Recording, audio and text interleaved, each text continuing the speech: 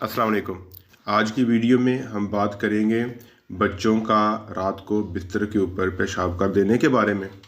बड़े होते हुए बच्चों का बिस्तर पर पेशाब करना बज़ाहिर एक मुज़हक़ा खेज़ बात महसूस होती है, ताहम ये आदत घर वालों के लिए काफ़ी तशवीश का बायस भी होती है। इस आदत को ख़त्म करने के लिए ज़रूरी है कि वालिदैन सबसे पहले इसकी वजूहात को समझें ताकि उन्हें इसे ठीक करने में दुरुस्त रहनुमाई मिल सके। बिस्तर पर पेशाब की वजूहात क्या हो सकती हैं? बड़ी उम्र के बच्चों में बिस्तर गीला करने की चंद बुनियादी वजूहात ये हो सकती हैं। घरेलू मसाइल जैसे लड़ाई झगड़े या सख्ती वगैरह जो बच्चों के आसाब को कमज़ोर कर देते हैं।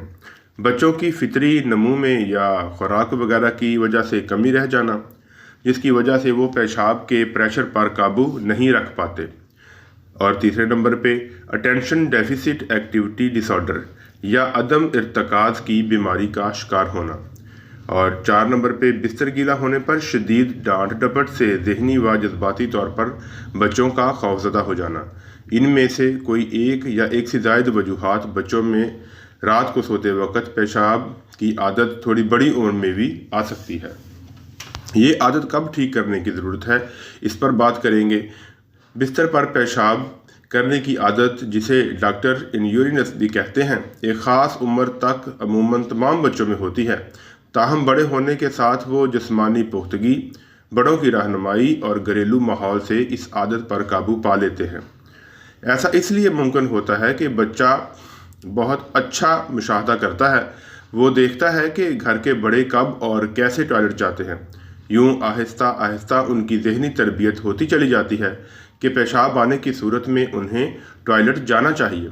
फितरी तौर पर 5 साल तक का बच्चा रात में पेशाब पर काबू पाने में दुश्वारी महसूस करता है, तो डॉक्टरों के नज़दीक इस उम्र तक के बच्चे का बिस्तर पर पेशाब करना नॉर्मल तस्वर किया जाना चाहिए और ज़्यादा दुश्वारी की सूरत में डायपर इस्तेमाल करना चाहिए।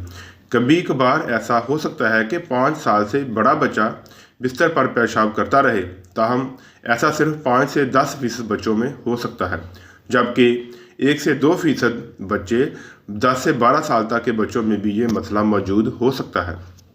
ज़रूरी नहीं कि किसी बीमारी या अंदरूनी कमज़ोरी की वजह से ऐसा हो। ऐसी सूरत में उन्हें तिब्बी या नफ्सियाती इलाज की भी ज़रूरत हो सकती है। तो इस पर आप कैसे काबू पाएंगे, इस पे बात करेंगे। बिस्तर गीला करने की आदत को कंट्रोल करने के लिए 4 से 5 साल से 7 साल के बच्चों के अलग इक़दामात हैं, जबकि उनसे बड़े बच्चों के लिए मुख्तलिफ इक़दामात की ज़रूरत होती है। छोटे बच्चों में पानी और दीगर मशरूबात महदूद करना, कैफ़ीन वाले मशरूबात जैसे चाय या कॉफ़ी और सॉफ्ट ड्रिंक्स पेशाब बढ़ा सकते हैं। ऐसे तमाम मशरूबात को महदूद करते हुए दिन में ज़्यादा से ज़्यादा एक मशरूब की इजाज़त होनी चाहिए। साथ ही इस बात को यकीनी बनाएं कि बच्चा बिस्तर पर जाने से 2 घंटे पहले हर तरह के मशरूबात का इस्तेमाल बंद कर दे।